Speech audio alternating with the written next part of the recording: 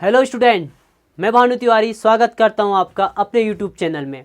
आज देखेंगे हम क्वेश्चन नंबर 5। ठीक है, तो क्वेश्चन नंबर 5 क्या कहता है, देखो इंपॉर्टेंट क्वेश्चन है आपके एग्जाम के लिए। क्वेश्चन नंबर 5 कहता है कि दो संख्याओं का अनुपात 5:3 है, यदि उनमें अंतर 18 है तो संख्याएं ज्ञात कीजिए। बेटा हमें दो संख्याओं का अनुपात दिया है, ठीक है, आपका दो संख्याओं का अनुपात दिया है 5 तथा 3। हम दो संख्याएं मान लेते हैं, ठीक है। हमारे पास संख्याएं क्या है, माना पहली संख्या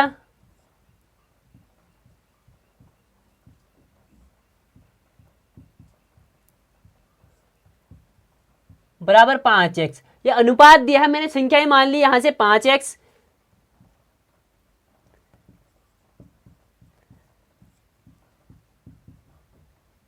दूसरी संख्या बराबर 3x, अनुपात दिए थे मैंने संख्याएं बना दी, ठीक है। 5x मुझे संख्या नहीं दी है, इसलिए मैंने x x दोनों जगह लिया, मुझे अनुपात दिया, मैंने संख्याएं लेने के लिए x x मुझे संख्याएं नहीं दी है, ठीक है। मुझे x ही संख्याएं ज्ञात करनी है। अब x x दिया तो मतलब मुझे संख्याएं ज्ञात करनी है, तो संख्याएं ज्ञात कीजिए लिखा है, ठीक है। तो दो संख्याओं का अंतर अब क्या है, इनमें अंतर कितना है 18, ठीक है। तो 5x माइनस अंतर क्या होता है बेटा, घटाना, तो 5x माइनस 3x बराबर कितना हो गया, 18 हो गया, ठीक है। देखो ध्यान से देखना, 5x माइनस 3x बराबर 18। अब 5x माइनस 3x, बेटा x x चर हैं दोनों, तो 5 में से अगर आप 3 घटाओते तो 2 आता है, x का x आ जाएगा, 2x बराबर कितना आ गया बेटा 18। यहाँ से x बराबर क्या आ जाएगा, यहाँ पे देखो भाग में है, मैंने आपको पहले बताया भाग में होता है कहाँ जाता है, गुणा में है, गुणा में होता है तो कहाँ जाता है, भाग में जाता है, ठीक है। ये गुणा में है, 2 के साथ x किस में होता है, गुणा में, तो यहाँ भाग में गया, तो 9 2 9 18, तो x बराबर क्या आ गया 9, x बराबर 9 आ गया। मैं x का मान इसमें, x का मान इसमें, x का मान में पहली संख्या में रखूं, x की जगह क्या रखना है मैंने 9, 5 गुणा 9 बराबर x की जगह मैंने क्या रख दिया, x बराबर 9 है ना, देखो x बराबर 9, इस x की जगह 9 रख दिया, 5 9 45 एन बराबर 3, ठीक है, 3x, x की जगह क्या रखो 9, 3 9 27, पहली संख्या बराबर 45, दूसरी संख्या बराबर 27, पहली संख्या, ठीक है, फर्स्ट संख्या बराबर क्या है मेरी 45 और दूसरी संख्या बराबर क्या है 27। बस यही था इसका सॉल्यूशन। अगला क्वेश्चन देखते हैं। दूसरा क्वेश्चन है बेटा, 3 लगातार पूर्ण संख्याओं का योग 51 है, पूर्णांक ज्ञात कीजिए। 3 लगातार पूर्ण संख्याओं का योग 51 है, तो हमें 3 लगातार पूर्ण संख्याएं भी नहीं दी है, ठीक है, एंड पूर्णांक ज्ञात करने। हमें पूर्ण संख्याओं का योग दिया है, पूर्ण संख्या नहीं दी है, तो हम मान लेते हैं पहली पूर्ण संख्या, ठीक है, हम मान लेते हैं फर्स्ट पूर्ण संख्या, पहली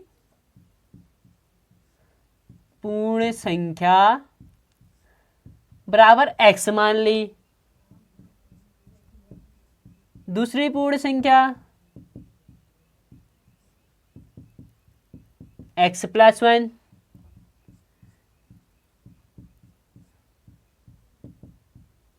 तीसरी पूर्ण संख्या x + 2। 3 पूर्ण संख्याएं हमने मान दी। अब क्वेश्चन में क्या कह रहा है कि 3 लगातार पूर्ण संख्याओं का योग 51 है। हमारी x + 1 x + 2 ये 3 क्या है, लगातार क्या है, पूर्ण संख्याएं हैं, ठीक है। 3 लगातार पूर्ण संख्याओं का योग 51 है, इन सब का योग क्या है 51, x प्लस दूसरा क्या है x + 1, तीसरी संख्या क्या है x प्लस x + 2, ये तीसरी दूसरी पहली, ये 3 पूर्ण संख्याएं, इनको जोड़ के कितना आ रहा है 51, ठीक है। अब मैं जोड़ता हूँ x + x + x, 1 2 3, 3x plus 1 और 2 जोड़ के 3 बराबर कितना दिया बेटा 51 दिया हुआ है, ठीक है। तो 3x + 3 बराबर 51। अब यहाँ से मेरा 3x, मुझे x का मान निकालना होता है, ठीक है, मुझे x का मान निकालना है, तो यहाँ से इसका पक्षांतर करूँगा मैं 3 का, तो 51 ये धन में है, यहाँ जाके ऋण में 3, ठीक है। तो 3x बराबर क्या आ जाएगा बेटा मेरा, 3x बराबर क्या आ जाएगा मेरा, 51 में से 3 घटाऊंगा मैं, 51 में से 3 घटाओ 48, यहाँ से मुझे x की वैल्यू चाहिए, x बराबर 48/3, 48/3, ठीक है, ये बट्टे में आ जाएगा, क्यों, क्योंकि यहाँ पे गुणा में था तो यहाँ भाग में चले गया, कुछ नहीं है। अब इसको भाग दो, 3 × 3, 3 छक 18, कितना आ गया 3 एकम 3, 1 बचा 3 छक 18।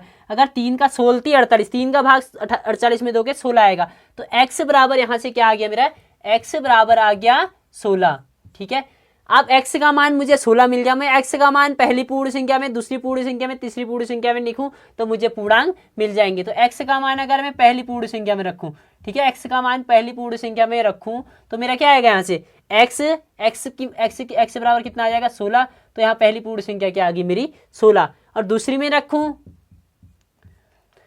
x की जगह 16 रखना है, 16 धन 1 17। तीसरी पूर्ण संख्या x प्लस 2, तो x की जगह क्या है मेरा 16 प्लस 2 2 बराबर 18।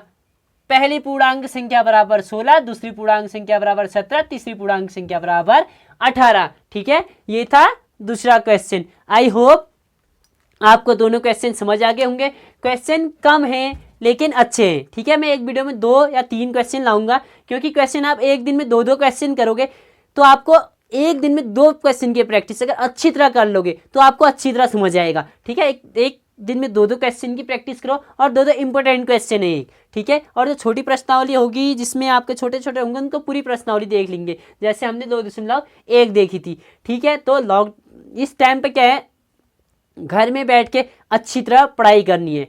देखो, इस टाइम पे समय अपना बर्बाद मत करना। अगर इसमें समय बर्बाद कर दोगे तो बाद में आप फ्यूचर में बहुत ज़्यादा पछताओगे। अभी छोटी उम्र है, इतनी समझदारी नहीं है, लेकिन समझदारी होना बहुत ज़रूरी है। अगर बेटा अभी तुम ये पढ़ लोगे, अभी तुम ये चीज़ें याद कर लोगे, चाहे कहीं से पढ़ो, किताब से पढ़ो, यहाँ से पढ़ो या कहीं से भी पढ़ो। ठीक है, आप मेरे साथ पढ़ते हो तो मैं आपके लिए दिन रात मेहनत करने को तैयार हूँ। एंड पढ़ो, मेहनत करो एंड आगे बढ़ो।